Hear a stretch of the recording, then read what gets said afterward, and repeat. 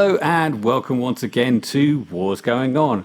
I'm Arcturus and we are here on the Forerunner server to bring you the latest in what's going on in Watcher of Realms. As ever, this is a community-based podcast, so please do remember to like and subscribe and get involved down in the comments section, share with your guildmates, and it really does help grow the channel. At last, Sebastian Kane's returns. So we've got plenty to talk about this week. There's some interesting stuff which came out in a pretty unexpected patch this week. And we'll obviously congratulations to Rising Horde. They did really well in the I think you finished third or fourth, was it? Third. Third. We actually, you want to call it podiumed. Yeah, we did. It was one of those things that, last season, Destin and I brought it up, and we said the match, it's not the matchmaking so much as it is the point system in the leaderboard. It's broken, right? Absolutely. And I know, in our case, we were fortunate based on the matches, and we pushed, and given the amount of points that we got, it pushed us to third. So we're going to take it. Yeah. At the same time, though, and like we've said in the previous season, there are some overlord guilds that did not get the proper matches. And unfortunately, they lost. Close matches or not. And they got bumped out to Plat 3. So they don't have the, overlord avatar to flash this season. Yeah. And because they just that whole scheme needs to change somehow, and we've said this before. They just don't. Yeah. They're not listening. I guess their attention is focused somewhere else. But that's in terms of the whole landscape of GvG matchmaking, and we've offered solutions, but we know that there are still other issues that they need to fix before they can tackle an issue like that, because I would imagine that it does require a lot of tweaking to the coding too. So, but yeah, I think it's weird. It's weird how it's set up, and just some guilds are a little bit more fortunate than others. And but it was a big accomplishment for the Rising Horde. Congratulations to everybody. Congratulations to the Rising Horde, especially my guildmates that do watch the episode. You guys did a phenomenal job in terms of pushing and theory crafting and testing things out. And I want to thank you all for always depending on me to hit those Lady A teams. You have no idea how much joy that brings to me. That you guys say, oh, Sebastian is here, he can hit the Lady A teams. It's the trouble. You come up with a strategy that works and people expect you to use it all the time. Yeah, exactly. So I think I shared one with you, but it's a menace. You gotta have the BP to do it. So yeah, absolutely. I mean, it definitely shows that Lady Alex teams are beatable, but you do need to. It's not a cakewalk. You've got to definitely have the BP to do it. And I'm certainly lacking some key awakenings on heroes to push my BP any higher at the moment. Yeah, so I'm saving all those clips, and then I'm gonna do a montage video eventually of Lady A goes down, just to give everybody an idea. It can be beat. So all those people that grind for her, infuriate them. Yeah, knock down those defenses. Okay, so talking of bugs that don't always get fixed easily. So the first thing we've got up is Brokkir. There was an issue where Brokkir couldn't trigger his passive iceberg when under certain circumstances when used in gear raids. I'm assuming this is when using the Unshaken Will gear set. So if you're not sure, the Unshaken Will gear set is the one that gives you 20% bonus health, and then every so often gives ticks and gives you it heals you after receiving some damage. So yeah, interesting bug that was, but it looks like they claim to have fixed it, because moving on to the next one, this is Daiochan. They've fixed her behavior in Arena. Funnily enough, they claimed to have fixed this last week, so we'll see if this time it sticks. So Anyway, and they've changed the logic so that Anora doesn't get selected as a hero to receive the buffs. So. Okay, Arturo. So clear this part for me then. It was so while I was out. Was it? They said we fixed it, and then they said no, we have to pull it back because something went wrong, and now they fixed it again, and now we have to go to Arena and correct everything. Yep, exactly that. Oh, fascinating. Yeah, classic Moonton. Yeah, but that was only here in Forerunners, right? It wasn't. It wasn't something that happened in Global. Yeah, so Global should get this fix. This one, that you should get the one that works. If this works. So they clarified the wording on Nerissa's song A1. So it's basically just says that it's not changed the effect. They've just changed the wording to make it clearer. Mm-hmm. Because that was one of my questions when I was it supposed to be 2 or just 2-2? And then it finally said, well, from 1 to 2. And I said, that now it makes sense. So that's really nice. I mean, it just makes it clear. So it makes it you're not expecting the Abyssal Favor to cover 3 tiles. It's just the 2 tiles around the targeted hero. Carnelian skill correlation for Awakening 3 on the hero page. So let's just dive over to that. So if we go over here, and so many pop-ups. Arturos, you're not spending enough. Clearly not. Clearly not. So what they've done now is, if you are global at the moment, you don't have this skill here showing this this feature, but basically they've just linked it to the basic attack. Yeah, and doesn't it show up also in the basic attack? I thought I saw that. Only if you're at A3, I think. So if you just come over to... No, I think you gotta have on the hero. I think you gotta have the hero, and then it shows the awakening when you get it. I think, but I don't know what your awaken in Carnelian is at the moment. Oh, sorry, wrong hero. Carnelian. Yeah, I'm A0. Yeah, so when you get it to 3, it should show up on the bottom. Absolutely, yeah. Okay, so that's that. Nice little quality of life fix. Obviously, we've got Falcia coming next week, but we've covered Falcia before. It's the same event as ever. There is another feature which we will need to talk about as well, but we're not quite there yet. Zilutu, they fixed an issue with her artifact. It wasn't triggering properly. It wasn't extending the duration of the burn, and now they claim to have fixed it, which is nice. But only on her ranged attack. So I know a lot of people like to put Zilutu front and center, so she gets the blocked bonus. But if she's further back and she's using her ranged attack rather than her swipe attack, it wasn't doing this. So it's only if she's in the back row. This was a bug. And Twinfiend Brothers, now the Infernal Rage can trigger the rage regen of the Devil's Gaze artifact, which is good because if you come over to the original Fat Boy,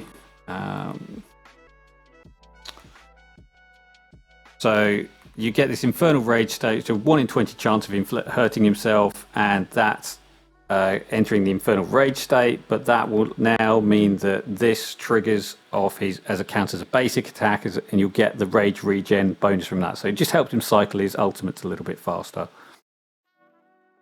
Yeah, that was his artifact supposed to do, and it clearly wasn't doing it. I didn't see too much of a gain from it. So, but I have to look at my runs with Twinfiend to see if the rage has improved.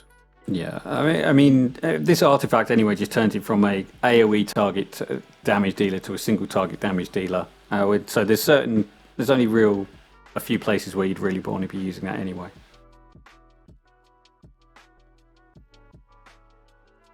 Okay, so that was it for the hero. Oh no, there's Lili. Lili got an update too. Now, there was an issue where the fatal damage immunity effect of Thorny Protection couldn't save allies who died through a damage sharing mechanic. Now, this is interesting because I did just see today a strategy in GvG where you basically overloaded the someone like Cyrus and or Brokkir using this trigger. So it looks like the devs have recognized this bug and they're looking to close it down. So if you are aware of this mechanic, then it's not going to last much longer.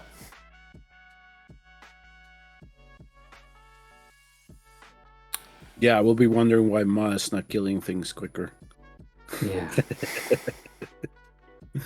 Because he already hits like a wet noodle. It would be back to the bad old days. No, I'm not kidding. At least mine's nearly level 3. Right, so Grimmscale Invasion. We will focus on that when we get to it, because there's a lot to cover on that. So the stages here, yeah. So, no, that's right. So on this one of them was the change to the Tower of Deception, right? And how they modified. Yeah, stages 16 to 20. Yeah. Yeah, exactly. And then one of the things that I was hoping that we would see is change to the modifiers and the boss and the hidden chamber faces, right? They've done that. Kind of add a variety every month, right? Just to have something to play with. And I am seeing a lot of complaints now. Why is this not working now? Why is this like this? It's like you can't.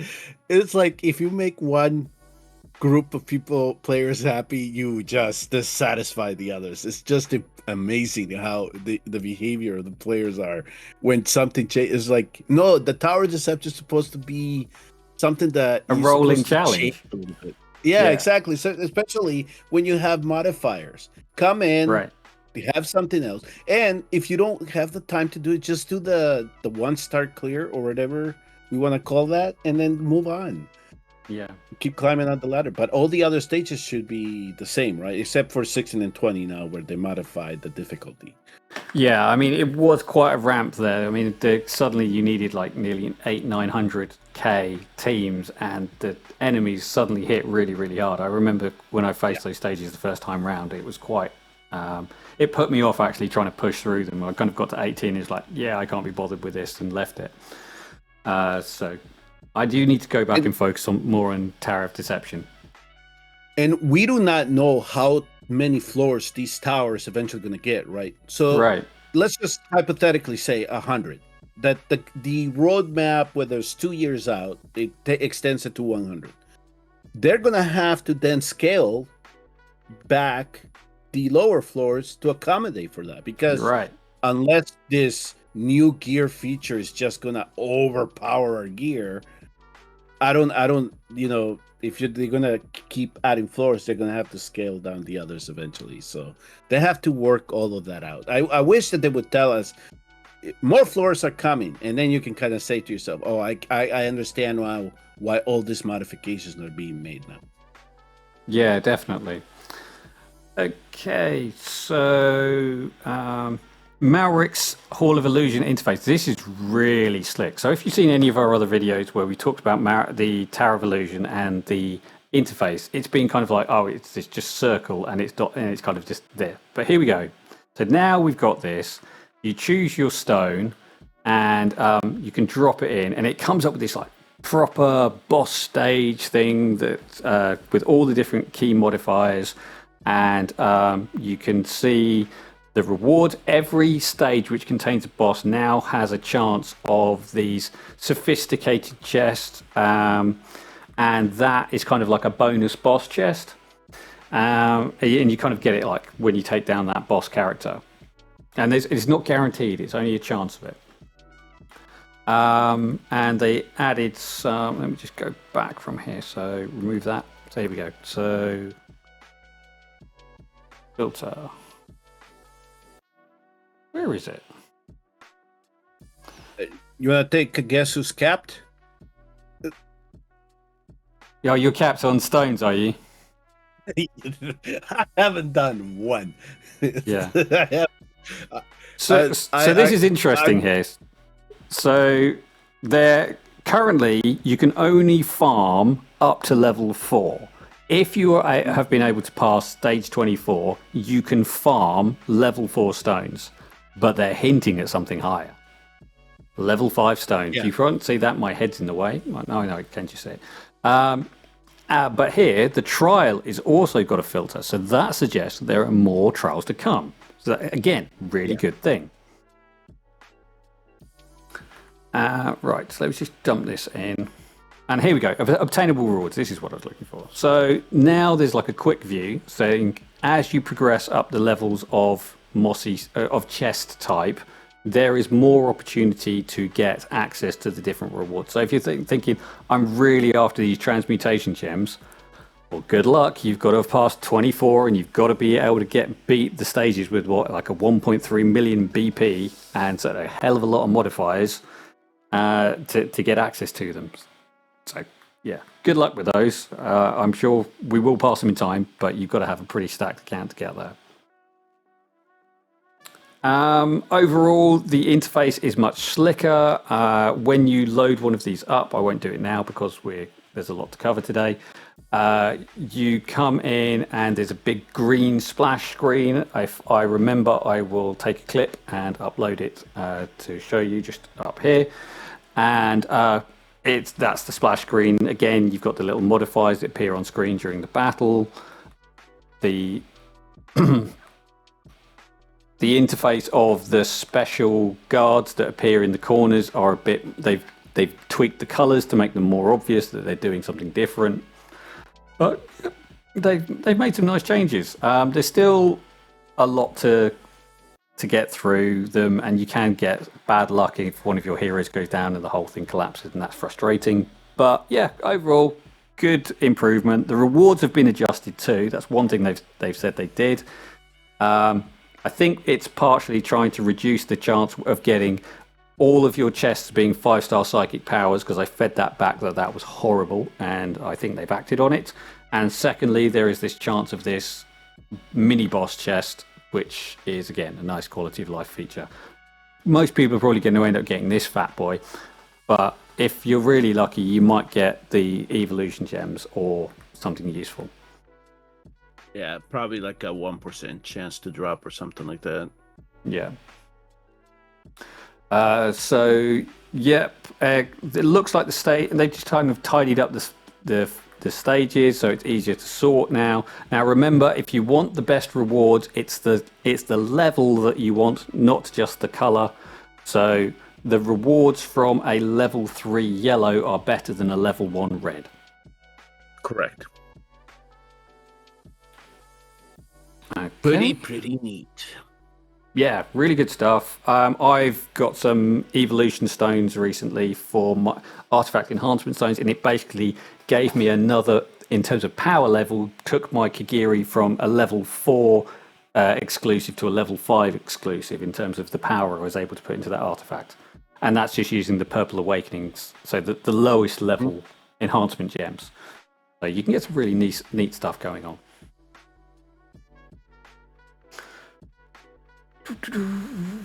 Right. Honors. Wait. Stages. Grimmscale. Okay. There was a bug in Tower of Deception, which they fixed. One of the modifiers this month, Sebastian made reference to, was that it's an epic-only battle. If you were trying to use the auto battle and you had legendary heroes deployed, it would use those heroes in the battle, and I believe you could actually get the reward. It would either not deploy them, or it would deploy them and they wouldn't attack. So anyway, it's now they fixed that bug, and it probably won't let you use the auto fight.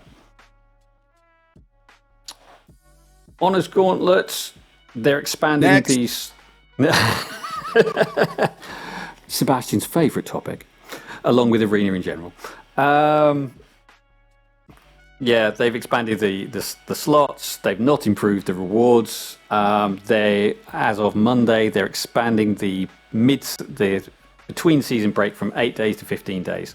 Probably means that's tied into the anniversary, and they're bringing something in for the anniversary, but they just haven't said it here yet. And they've gear save. Finally, gear save for those of you who do it Honest Corner. It's coming.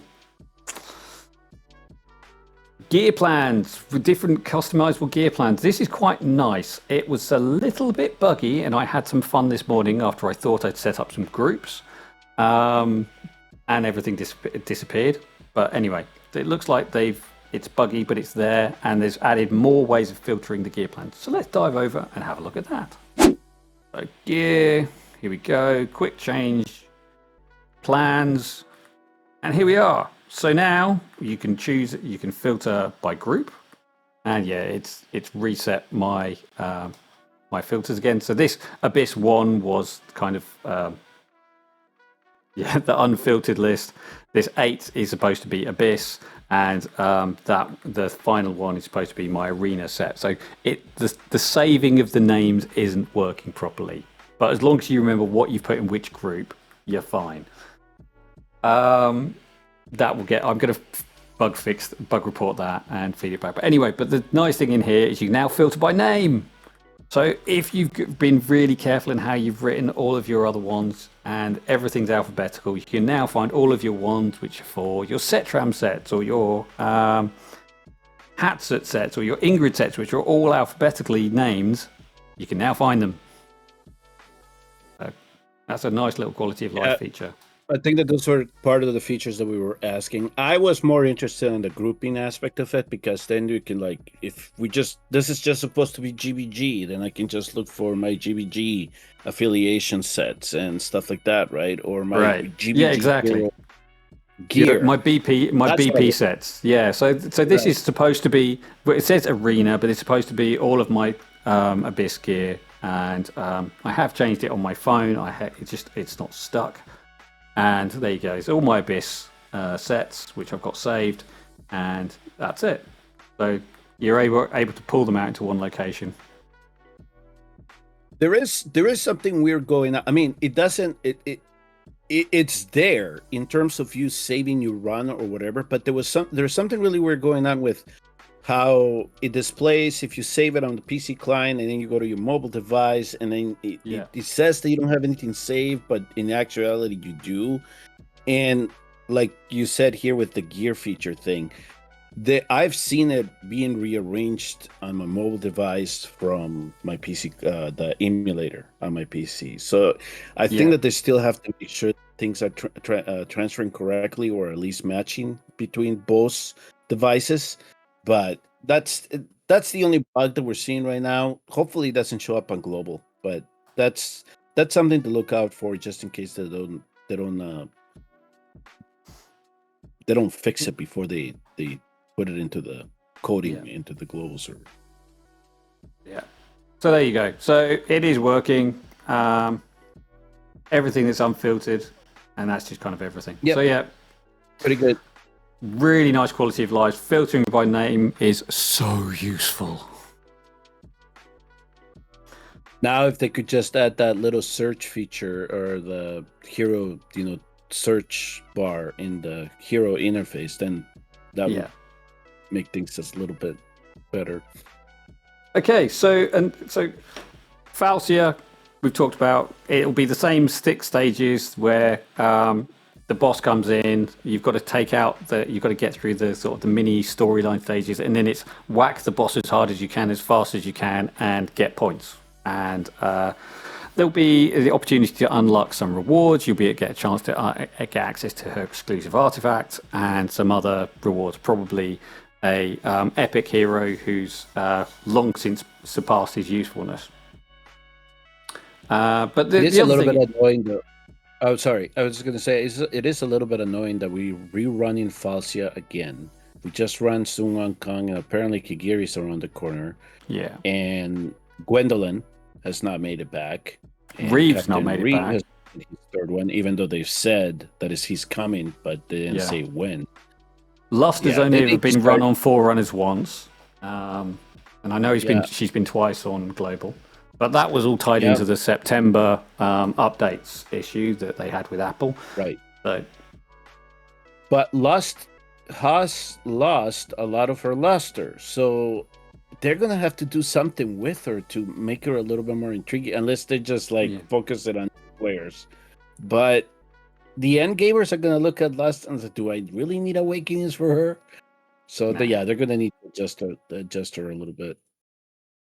Well, I raised a support ticket today because I noticed that Micah has now been available for a year as a fusion, but she's not in the summon pool.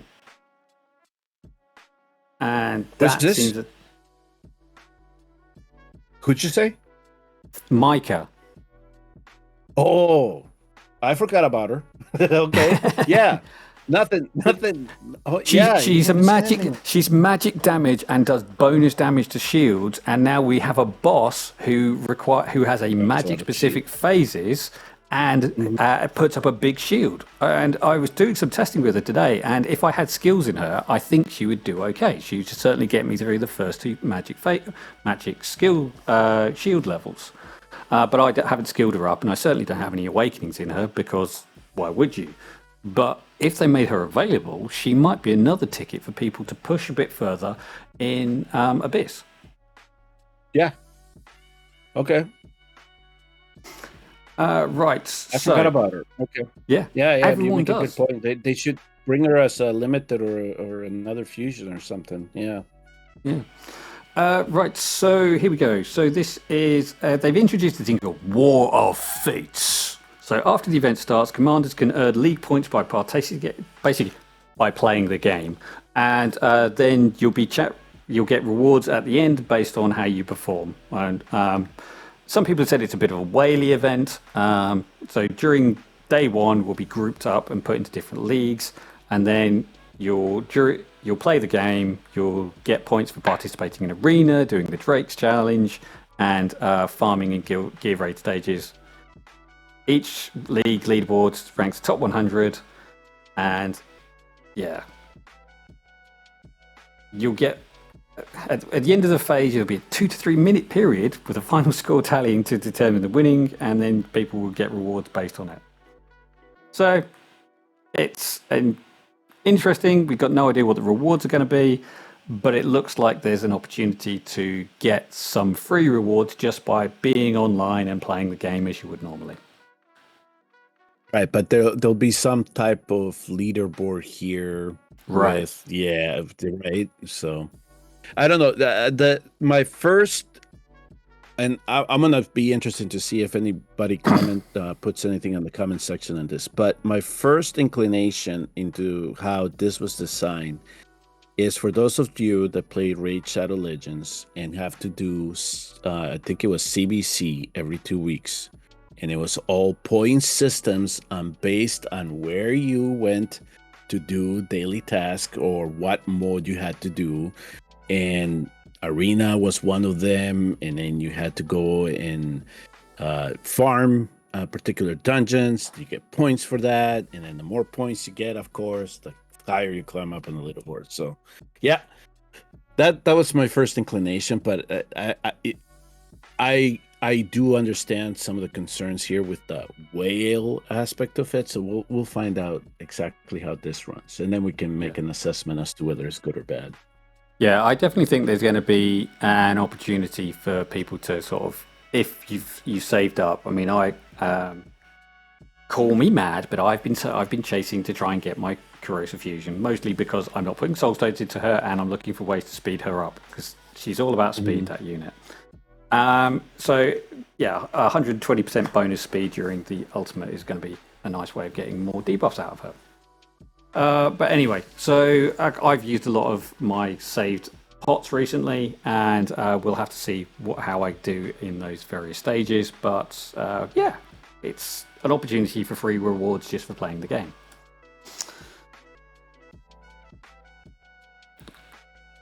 So that's that. Now we'll just jump over to Grimmscale Invasion. Not the Mortis excavation, which is what I was telling Sebastian we had to do something on this week. So that's the mining event. Yeah, that would confuse me a little bit on that one. Yeah.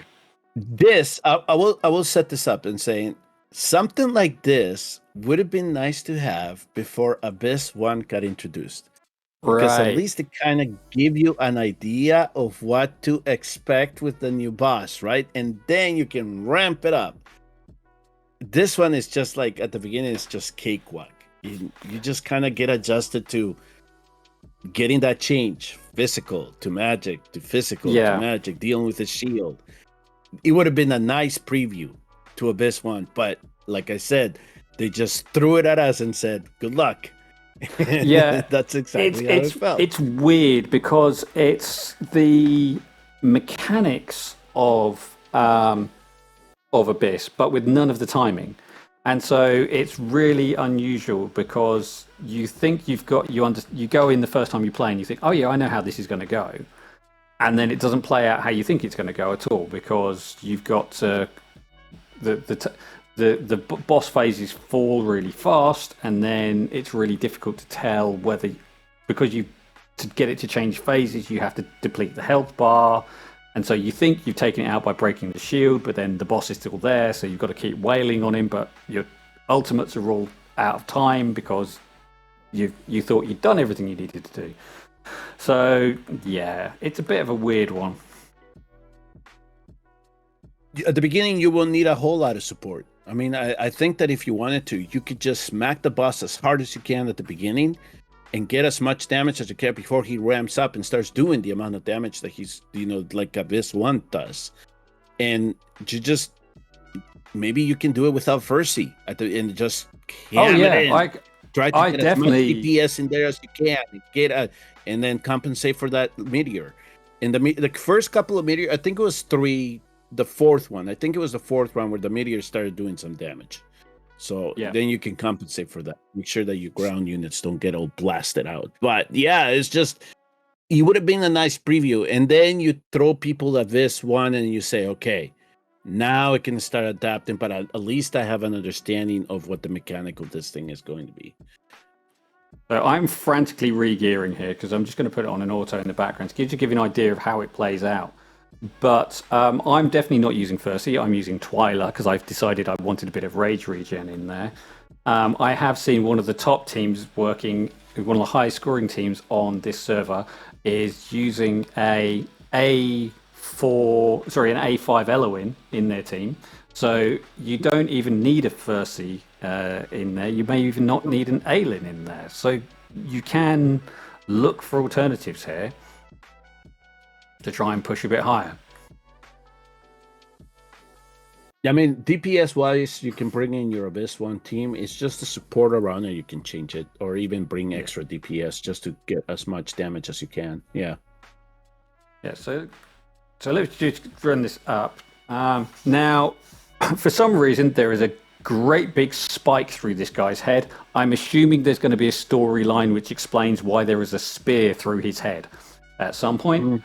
And there you go. So I'm already into phase 2 down before it transfers into magic phase. And he gets stronger every time he moves through these phases. So while it's tempting to wail on him as fast as possible, you almost want to take the first stages as slow as possible because he's just going to ramp up really, really quickly. But when you change stage, you have 2 minutes to take down the boss rather than 3. And then you've got to break the shield. And you see, I break the shield, the boss is still there. I've still got to take the boss out. You get 10 seconds of weakened state before it moves into the next phase.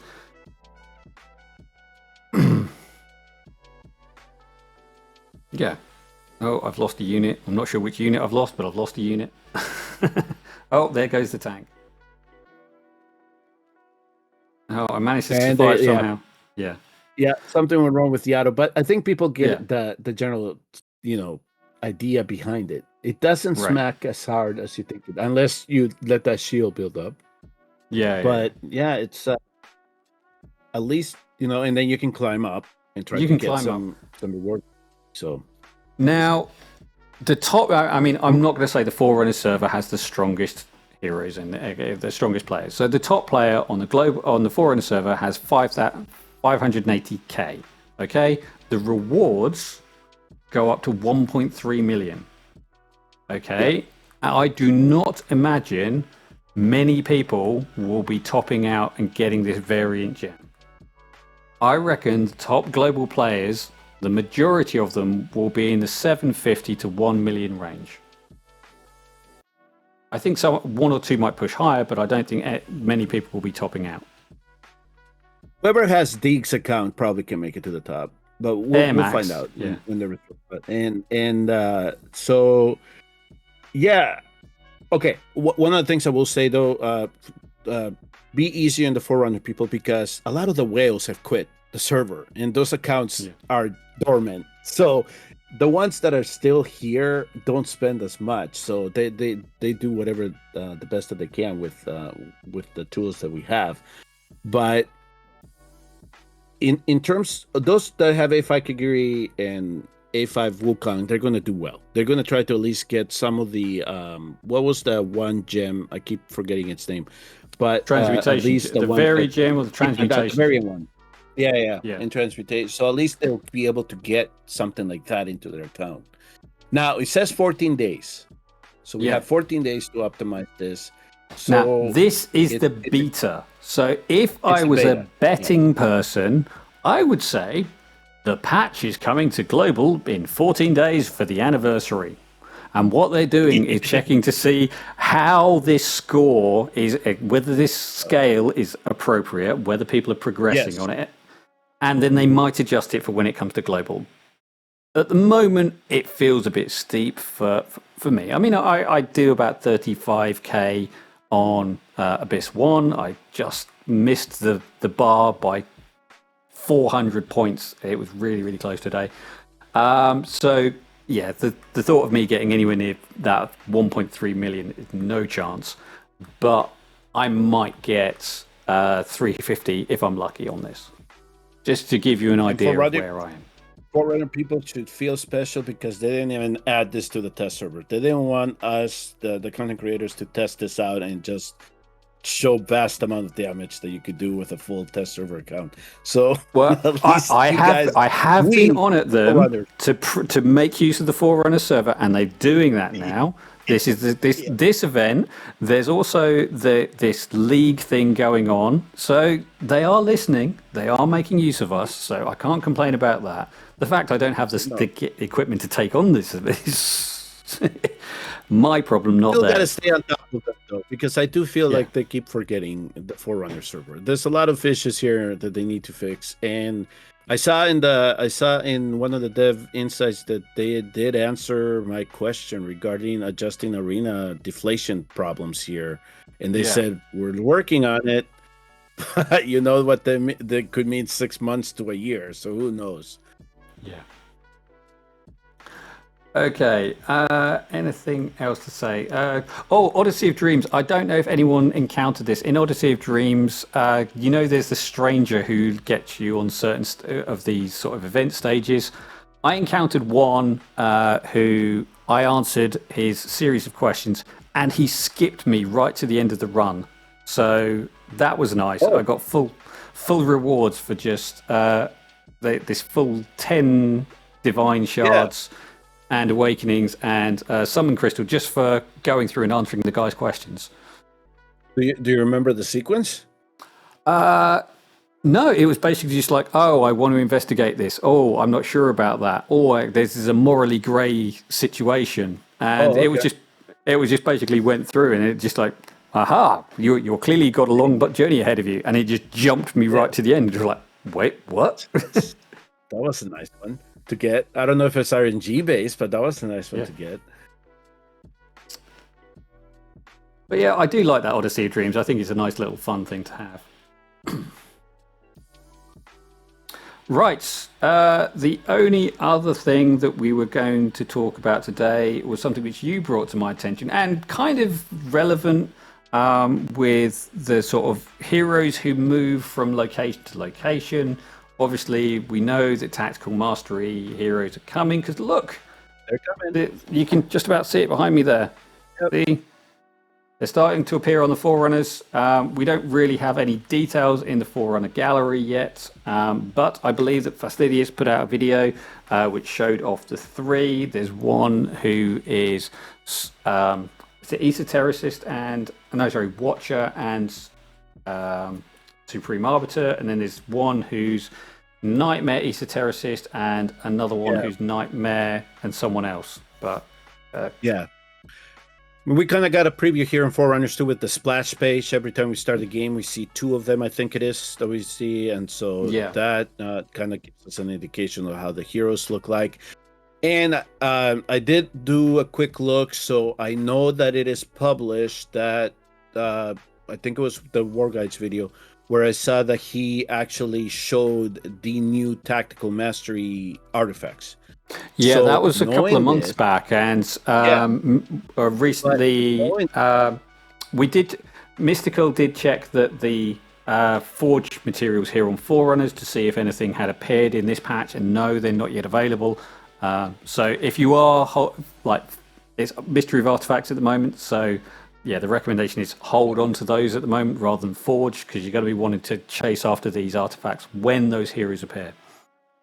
Yeah, you're gonna because most likely you're gonna be able to access them with either Wisdom or Titan and the and Gleaming. So if you can wait and not completely forge everything that you have, then I would say, try to hold off and see, for those of you in the global server, if it's going to be part of the anniversary patch, or you're going to have to wait a little bit longer and then make a decision there of how you want to use your fortune materials, your meteorites. But yeah, so that would be the recommendation, is save for now, because once they come in, you want to try to get those artifacts into your account. Yeah. Right, so the point I was trying to make before I got myself distracted by exciting new content coming in the future is that, let me pull her up because it's easy to talk about Hero if she's in the background, is the wild druid that we've got here, who's she's shapeshift into a bear if you put her on the ground, and she's a platform unit who does magic archery if you place her on the platforms. Now, Sebastian has been warning me off using her a lot recently because he was vaguely aware of something, and I kind of was vaguely aware of it. So this is it. So, Sebastian, do you want to take the lead on this? This is your video about Talin. Before you completely roll the clip, though, so if you can pause it just here for a minute, it's the and we tag War Official on our videos? We do. Right? Yeah, okay, all right. Hey, dummies, I have been telling you, Talin is bugged since the test server days. When is it going to get fixed already? She's bugged in Abyss 1. If you use her as a platform unit, she gets treated as a ground unit, so she gets damaged. You haven't fixed that. I don't know how many times I can report that. This thing here just shows that there's something wrong with the coding when it comes to a unit being classified as a platform or as a ground. And what's going to come out of this here, especially with Season 9 of GvG starting, and there's interactions with the Corner Guards and how the map is laid out, is that Talin is bugged. So that's the basis of this whole thing. And so here, this would be, for those of you that are watching, this is going to be a warning if you attack a Talin defense, but you could also use it to your advantage, because there's some people that might not know that this is happening. So I want to give credit to, it was, make sure that I got his name. I think, Mr. Troll. He's joined my Discord based on the most recent video that I published on GvG defense structuring. And then he said, do you know about this? And I said, well, I know that she's bugged in terms of whether the game thinks it's platform or getting damaged as a ground unit or a platform, even though she's not supposed to. And then he told me, well, she is behaving like a platform unit even as a ground unit. So here's how the clip is being set up. So this is exactly what I sent to Muntan, all right, through the customer service. So you can see here, Livian is the tank. I'm setting up a basis here. So I have Calypso and Iobar as those platform units where the Corner Guards are going to target. And so their first targeting, because of the range that they're coming in, is going to be Calypso. So now you can go ahead and play it. I think people, GvG savvy players will know this. The Gardener Guards will focus on Calypso, hit her, Now, the tank is going to take a couple of shots before Iobar gets into range, and then eventually they'll take a couple of shots on Iobar. All right, that's the Garner Guards are supposed to work. Yeah. All right, so let's move on here. So I don't know if you can fast forward, but I'm just setting the basis So this up is from now there set that to. So this is basically shown again, just but okay. with a different But tank. this is Yeah. me setting up the basis again with another tank, because I didn't want them coming back to me and saying it's just the tanks that you use. No, I'm using multiple tanks here. Same thing we're seeing. Calypso gets a shot. Iobar gets a shot. Okay, so now we're gonna swap things out. We're gonna bring so in now this is Talin. Talin. We're gonna put her in the front. So right now she's coded as a platform unit. So what happens? It does not matter to the Garner Guards, the Calypso and Iobar is there. Talin is the target. She was the She's first the most platform unit. That most far forward marksman. Yeah. That's it. Talin is taking the Garner Guards hits. So if you deploy thinking you're going to hit Calypso, no, it goes after it. Now, here, this is the greatest example that I could give him. Here, Calypso is going to be the first one in range, so she's going to take the hit. Perfect. But now look at the interaction as he goes to Brokkir, Right. and as soon as Talin enters the range, those Garner Guards go after the second tank behind Brokkir. He does not go after Iobar. They went after the tank. We do not see that interaction. So that means that Talin, even as a ground unit, is coded as a platform unit in GvG. Yeah, and I think that is. Let me just hide this. So I think that comes down to this tag, and it's obviously how this archer tag is interacting with the code. And it's obviously the marksman, so marksmen and mages are what the priority targets are coded to be in in the Garnet Guards. And it's just that they're not clever enough to go, actually, that unit's operating as a tank, so the code base needs to flip so that it's not quite the stage where Watcher of Realms needs a complete code rebuild, but it's probably on the card soon. We have that she changes and becomes a defender when she's placed there, and it's just that coding is really difficult to probably implement, and it's just they've tried to shortcut it, and as a result, we've got this spaghetti code. So yeah, but that's a pretty bad example. In terms of bringing the awareness to this little bug right now that they have not fixed for a while is my concern with the tactical mastery. Because if this tactical mastery is supposed to shift around and it's not coded properly, and you can then use that bug to manipulate how you set up a defense, or in PvP and PvE, anything that you think that the monster that is coming at you that is supposed to be targeting a tank all of a sudden just targets your platform for whatever reason, and you're like, what the hell just happened here? Is it because of that code that you think, or that emblem that you think is playing a factor, that because she's a marksman she's behaving like a platform unit even though she's a ground unit? Or is it something else that they don't know about yet, or that they haven't Considered adjusted to yet? Yeah, so it's definitely a problem. I mean, I've used her pretty successfully in the Semrar battles, even as a platform unit, because she's such a good cleanser, and I do use her in AoE arena, although her stomps are a little problematic when she sends units flying behind her. But other than that, she's definitely a good unit. So if they could sort these bugs with her, especially when you get to A5, if you are fortunate to have this lady A5, then you've got another unit to throw into the mix with your Toreadors and your Regulus and your Brokkirs, because she's able to have that second life mechanic built into her kit.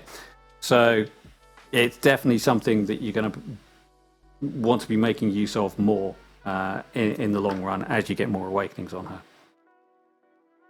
No. I mean, I'm not disagreeing that the hero in itself, which has a good kid, she's decent. No, she's not like triple S tier, but she's decent. She does a Yeah. serviceable job. It's just that she's been bugged since she's been introduced into the game, and they don't bother fixing it, and it's annoying. Oh, definitely. Yeah. I Uh, mean, she's been out 3 months now. well, yeah, that's about right. 3 to 4 months. Yeah. Yeah. So, So yeah, but, she's yeah. So she definitely fixed it. GvG players, especially those of you that do not persistently encounter like Torador, Cyrus, Brokkir all the freaking time, and you see a couple talent defenses, just don't fall into the trap. Bomb first. Hopefully, her defenses are coded to be like platform units. There's always that kind of GvG play. Can we bomb it? It's like, yes. She's tough to bomb because of her stun wave, and there's the RNG associated with that. It does make it very difficult to get bombs past. Right. I think that's it for today. We did kind of rush through a lot of things, but is there anything you want to cover again in a bit more detail, Sebastian, or do you think? Oh, this is. I think that this is a nice, relaxing way to come back. There isn't a whole lot of. We're just waiting to see what the anniversary brings, and then we can thoroughly discuss it. But yeah, like you said, we're waiting on the tactical just to see exactly what the heroes entail. We have Kigiri banner coming up, so people are going to be chasing him to get more awakenings. Try to improve Avis1 scores if at all possible. So yeah, so little things like that. Nerissa is awesome hero. I've been hearing a lot of good stories. People clearing 224 without needing an A1 King Hars with her in the roster. So definitely she's having a play or an impact in the game, especially in the end game. So very good unit there. And that's pretty much all the notes that I have for this week. So yeah, we covered the essential points. Yeah, so one just the last thing about the Grimmscale before I forget is that the score you get it's not cumulative. I think that's if they're expecting us to do it and to wanting to keep coming back. If you think you can push higher to another threshold, that's great. But if you think that you're kind of capped out at where you are, there's no real incentive to go back and replay it. So I think the only thing here is if you kind of get stuck, you can't go, oh well, I'll do it tomorrow and I'll push and I'll like go up another bit. I might not get to the full amount, and that's something they could do with the scores if they wanted to keep pushing, is to push this higher but let people have cumulative scores. So I don't know if they'd be interested in doing that, but I've got some decent rewards out of it. I've managed to boost my Kigiri quite significantly by using the artifact enhancements. Would I have liked to got some of the other things? Yes, but I have 30 odd Malric runes to play with that I do keep working my way through slowly. Sebastian said he's capped his out and he's not really done anything with them, so I gotta this account. Yeah, sorry, I've been ignoring it. Sorry, but yeah, I gotta do some runs just to get a feel of, because most of the runs that I did were in the test server. Given that I wanted to see how each one of the keystones behaved, but I gotta do the ones in my account. So yeah. I'll eventually work on it. The only thing on the Grimmscale is, if it's meant to be like a monthly feature where it's available for 2 weeks, so at least you can get some rewards, you can get some Darkfall gems, and then maybe you can push for a variant one. Perfect. At least it's a starting point, and then you can start evolving your account from that, and then you push up more and more, and hopefully then you can get that transmutation one that is all the way on top. That's essentially the way to look at it. Because remember, this is not just an end game type feature. This is supposed to be introduced to those that unlock Nightmare 1. So something that they can start working towards.